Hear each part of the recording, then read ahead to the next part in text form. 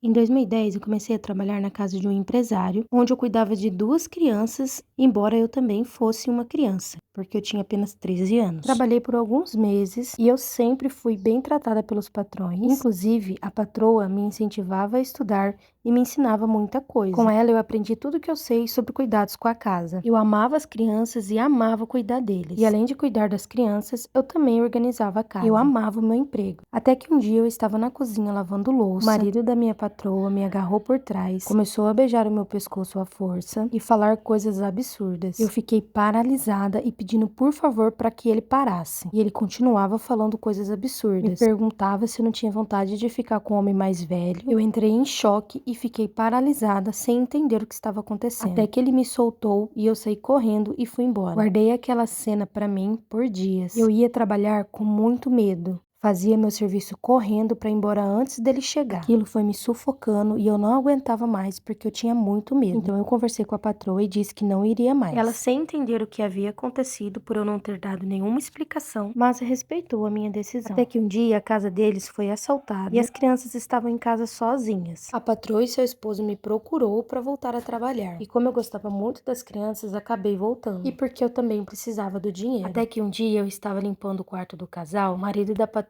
chegou por trás, me jogou em cima da cama e tentava me beijar à força. Naquele momento eu senti muito medo, mas usei o meu instinto, consegui empurrar ele de cima de mim e saí correndo dali. Eu subi até o barzinho onde a irmã da minha patroa trabalhava e contei tudo pra ela o que tinha acontecido. Ela imediatamente ligou pra irmã dela e relatou o ocorrido. Elas me fizeram contar para a mãe do ordinário o que havia acontecido, me pagaram os R$ 400 do mês e me imploraram para não contar para ninguém. Por fim, eu entendi que elas não acreditaram no que eu disse. Então eu cheguei em casa e contei tudo para o meu pai. Inconformado, meu pai contou para o meu cunhado e eles queriam fazer justiça com as próprias mãos. Mas eu, com muito medo, implorei para que eles não fizessem nada. Eu saí como mentirosa da história e traumatizada. Passado um tempo, a patroa me procurou pedindo desculpas, pois ela havia descoberto algumas traições do marido. E ela teve a audácia de me pedir para que eu pedisse para o meu cunhado dar um susto no ex-marido dela. Se na época que o meu cunhado e meu pai queriam fazer justiças com as próprias mãos, eu não deixei, imagina agora. Só porque ela descobriu uma traição do marido, é óbvio que eu disse não para ela. Hoje o ex-marido dela